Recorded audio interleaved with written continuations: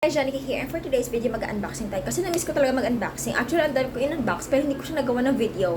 And then, other part from that is that, hindi ako nag-unboxing video kasi hindi kasi sa akin yung in-unbox ko.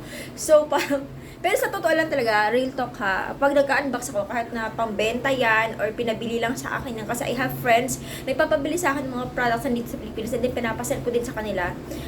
Sa totoo lang talaga, honestly, ang saya-saya ko nag-unbox. Tapos, later ko na lang, oo, totoo yan. Lagi ako nag-unbox, pero hindi sa akin. Ang saya-saya ko nag-unbox, tapos later sinasabi ko sa sarili ko, girl, hindi sa'yo yan. Hindi sa'yo yan. Kiki-unbox ka lang. Pero regardless of the fact na hindi nga sa akin, ang saya-saya ko talaga mag-unbox. Kaya kung gusto niyo ako maging happy, pag-unbox kayo sa akin. Or, send something, charot! Yun nga, aside from the fashion na, yan, yung buong anyo na yan. Kasi yun naman talagang una may kita talaga ng tao before they know us, who we really are. Isa to sa mga fashion na gusto nating mga nanay. At i-unbox ko na, wala lang patumpik-tumpik pa. Ayan, I bought this from Tres Marias by Betty Lucero Lac. Ayan, wait lang. Mali ba ako ng open? Wait lang, mali mo naman, di ba?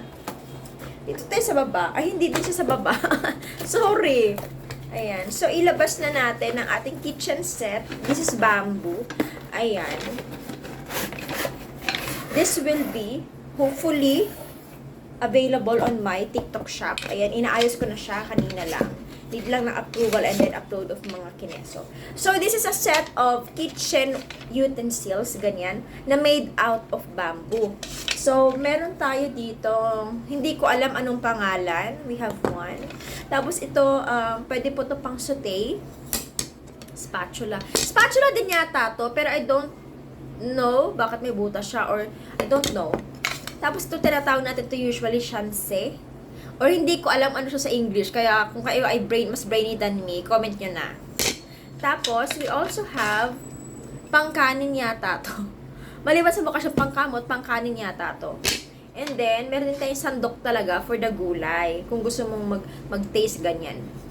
Tapos, meron pa tayong isa dito na hindi ko din alam. So, pwede din yata siyang pang-flip. I don't know. So, yon. At basta. And then, the last one ay ang ating tong.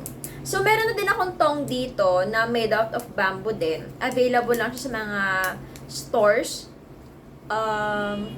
Kaso nga lang wala siyang ganito na part. So, hindi siya masyadong nag-open. Sakto lang siya.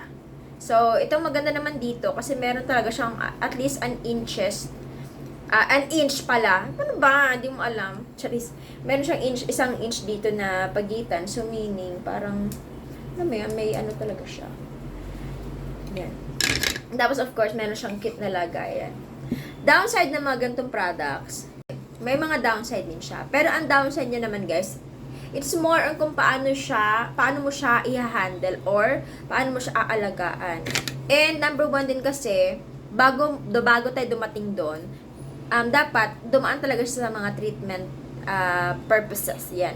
Kailangan talaga siyang ipa-dry. Ang alam ko sa mga ganitong products, hindi siya dapat ginagawa ng sobrang bata. Kasi pag sobrang bata siya, mas ma-juice kasi yung bamboo. So, dapat medyo dry, tapos dina-dry talaga siya. And if there's any other treatment rather than that, hindi ko na alam kasi hindi ako gumagawa. Yun ang mga basic na alam ko.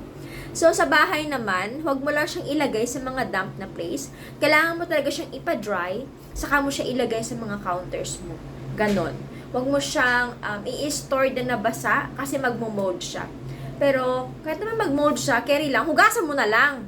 Ano ba? Ano lang mga gagamitin mo, meron yung molds, diba? So, ayun. I bought this one for only 389.